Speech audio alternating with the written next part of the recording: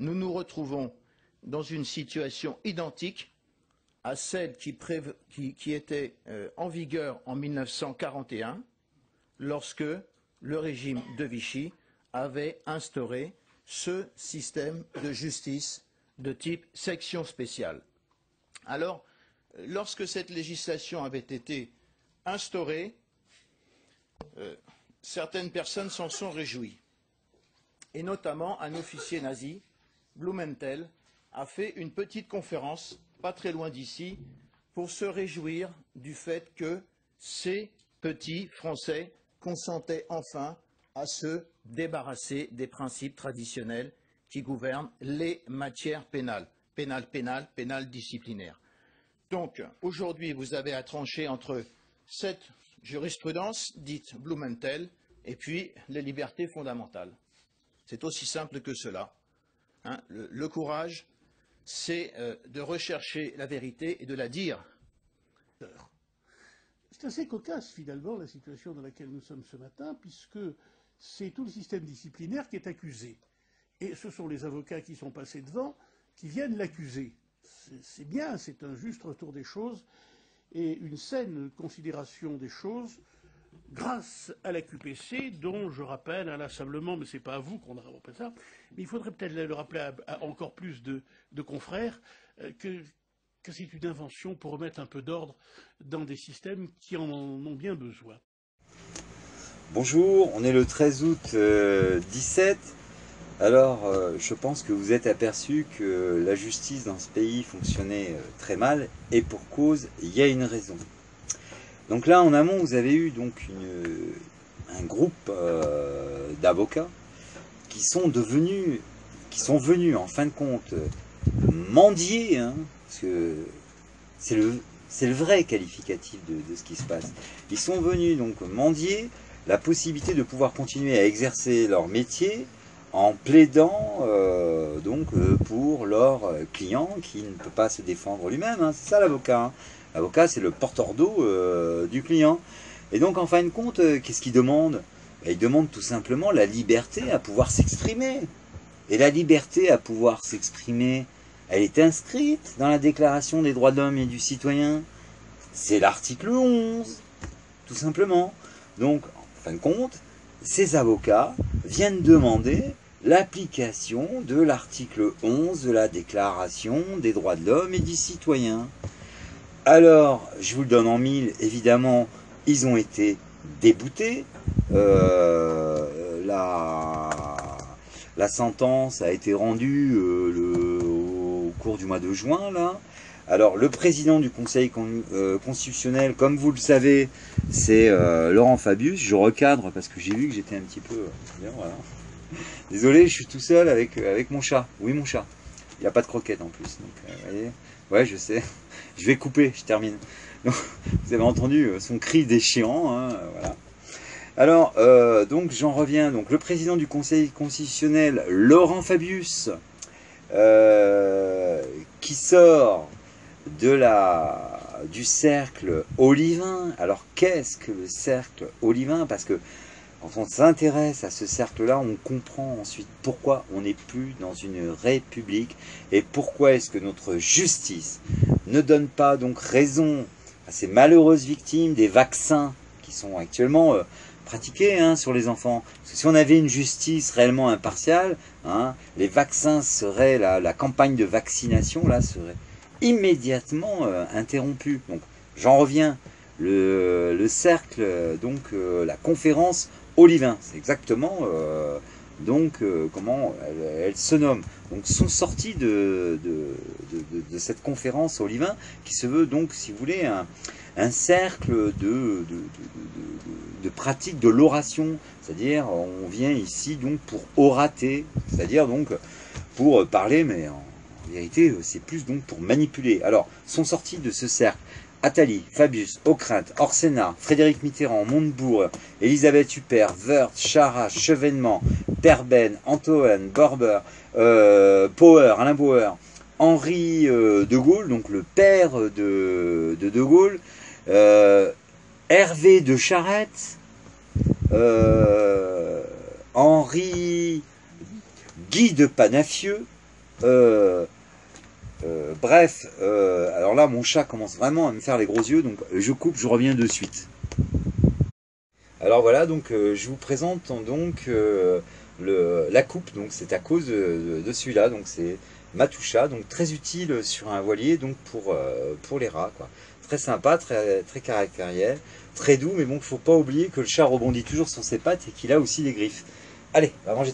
Alors donc revenons donc à ces conférenciers là de la conférence donc Olivin. Donc je vous disais donc, je vous ai cité tous ces personnages qui sortent là-dedans. Alors ça nous raccorde donc avec Asselineau. Il est là le raccord. Donc il nous a expliqué qu'il était passé par REC, qu'il avait été donc chargé de com auprès de Charette, qu'il avait été le conseiller de Longuet. Alors Longuet, ce qu'il faut savoir, c'est que Longuet donc, a écrit le programme économique du Front National en 72, mais qu'il est aussi fondateur du GUD. Dedans, vous avez des gens comme Madelin, comme Devedjian, quoi. C'est vraiment l'extrême droite, la rampante, vous savez, qui présente bien, mais en fin de compte, qui est vraiment un esprit de colonialisme, quoi. Vraiment, ils sont épouvantables ces gens-là. Bref, donc ces gens-là donc tirent les ficelles. Alors comment? Donc un extrait maintenant, comment donc ils s'infiltrent à l'intérieur des universités, à tout de suite. Victime d'une descente du GUD, l'organisation d'étudiants d'extrême droite. Un commando d'une demi-douzaine de jeunes hommes a mené l'opération avant-hier, 2 d'entre eux s'attaquant à la table des syndicats de gauche. Gigue de l'époque où son organisation était la hantise de la fac de droit d'Assas, Benoît Fleury annonce le retour du GUD, groupe non interdit. Banalisé. Et pour nous, au Front National, c'est... Donc lapsus révélateur de Longuet, donc nous, au Front National, d'accord? Donc il fabrique le Front National, il fabrique l'UPR évidemment, mais alors attendez, l'UPR, après la déportation des musulmans, de la guerre, du chaos social, de toute façon tous les renversements de République, ça a toujours été l'extrême droite derrière. Souvenez-vous de Pétain et de l'affaire Savinsky. Je n'étais pas né comme vous, mais bon, vous pouvez aller revoir le film. C'est exactement ça, quoi. C'est-à-dire, vous comprenez que c'est eux, en fin de compte, derrière, qui fabriquent tout ça. Et donc, c'est d'autant plus facile de les dénoncer. Vous voyez? De Charette, il avait...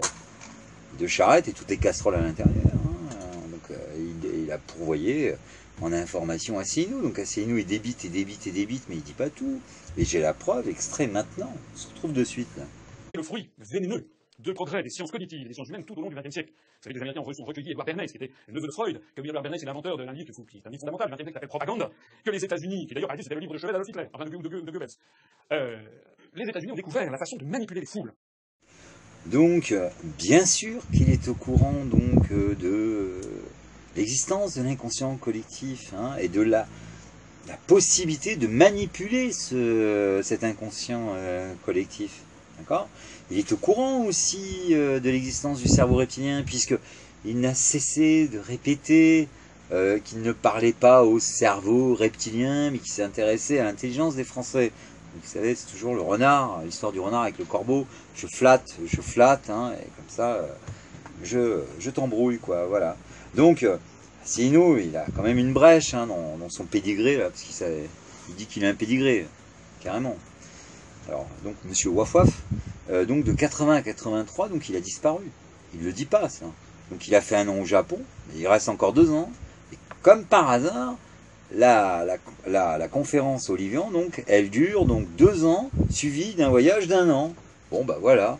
Donc, ça, il le cache. Il ne veut pas qu'on fasse le raccord avec ce cercle-là. Il se présente comme le chevalier blanc, qui s'est fait tout seul, qui donc part et grâce à son intégrité, il va contre vents et marées. Seulement, sur son parcours, il a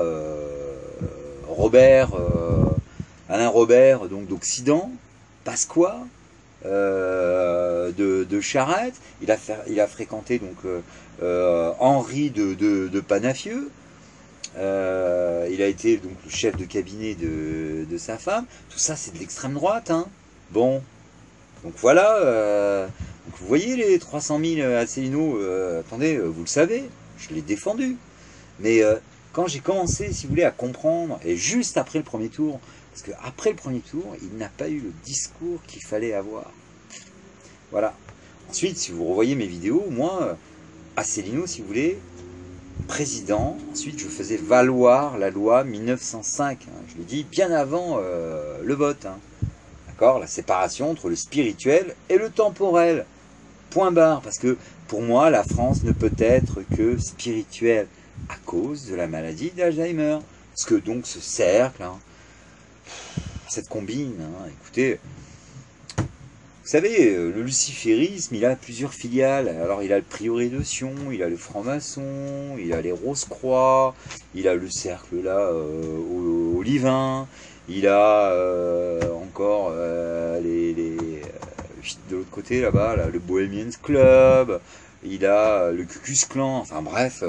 Mais tout ça, donc, il y a des passerelles entre ces cercles-là. Et ce qui fait que, si vous voulez, quand un enquêteur rentre là-dedans, il rentre vraiment dans un labyrinthe. Mais là, maintenant, les avocats, ils savent, si vous voulez, comment donc ils arrivent au pouvoir. Donc ils commencent à l'université par dissuader donc certains étudiants qui ne font pas partie de leur milieu. Une fois donc que toute la justice est fabriquée par la même idéologie, il y a quelque chose qui cloche forcément, hein, même son, même cloche, quoi. Voilà. Donc la France est devenue vraiment un pays dangereux, parce que c'est clair que cette secte-là nous conduit donc à la guerre pour pouvoir faire les déportations des Français musulmans. À Solino, il apparaîtra donc comme un nouveau De Gaulle, hein, voilà, je rappelle que dans ce cercle-là, il y avait le père de De Gaulle, Henri De Gaulle, donc vous voyez, tous les héros qu'on nous a fabriqués, en vérité, ce n'étaient que des manipulateurs. Donc là, maintenant, les Français musulmans, hein, je sais qu'il y en a qui ont suivi Asselineau, qui sont restés avec lui, et qui aussi voilà, sont partagés entre lui et moi. Mais là, vous avez la preuve, hein, d'accord, hein. Moi, j'ai fait une enquête à l'Arme Colombo, hein, d'accord, hein. Moi, si vous voulez, je sonde toujours avant de traverser un cours d'eau. Je sonde toujours avant de juger quelqu'un. D'accord. Et si comme ça, je tire ma référence, déjà je ne suis pas le premier, hein. Il y a eu d'autres aussi qui se sont aperçus bon, bah, que c'était un crocodile, quoi, voilà, donc un grand orateur, mais avec des petits bras. C'est comme ça, voilà. Donc, bah, écoutez, si on a une gendarmerie là vraiment indépendante qui fait son boulot, donc on aura la parole, et donc le Conseil constitutionnel donc sera dissous, d'accord, puisque Fabius est partie prenante dans cette affaire, et il ne peut pas être juge et partie prenante, d'accord, hein, je veux dire, là c'est clair, donc il fait partie de ce cercle-là. Donc si vous voulez, Fabius sert les intérêts d'une cercle qui a des ramifications avec donc une filiale du Vatican qu'on appelle les jésuites. C'est, vous savez, le sionisme aussi est une filiale du luciférisme. Enfin là, on va vous mettre là à côté donc toutes les explications, hein, vous pourrez lire tranquille. Et donc sachez que maintenant la balle est vraiment dans le camp de la garde républicaine, hein. Soit elle fait respecter la déclaration des droits de l'homme et du citoyen très rapidement, hein. De toute façon il y a aussi des éléments extérieurs que l'État français là ne peut pas contrôler de toute façon, parce que le vrai pouvoir, hein, c'est celui donc de la création, ça c'est clair. Donc maintenant, c'est vrai que j'aurais aimé, si vous voulez, que l'homme, ici-bas, fasse un effort, quoi. Voilà, tout simplement. Et donc cette garde républicaine, ça aurait été bien quand même qu'elle obéisse à sa conscience. Voilà, tout simplement. Et de toute façon, à l'article 11 de la Déclaration des droits de l'homme, hein, on peut le prendre comme on veut, on finit toujours par y revenir. Les avocats, en vérité, c'est ça qu'ils demandent. Moi, c'est ce que je demande, parce que je sais que un peuple informé, c'est un peuple libéré. Elle est là, la vérité, tout simplement. Courage, on se tient au courant. Salut, ciao. Moi, j'ai rien contre les sociétés de philosophie. Ça participe de notre histoire. C'est quand même, tout le monde sait le rôle que ça a joué, notamment dans la philosophie des Lumières. Ce n'est pas illégitime dans la mesure où un peuple remet son destin quand même dans un dirigeant. Ça n'est pas illégitime qu'il sache il est normal, d'ailleurs, il est normal qu'il sache par quelle école il est passé, quelle grande école ou autre. C'est pas illégitime qu'il sache à quel réseau il peut appartenir.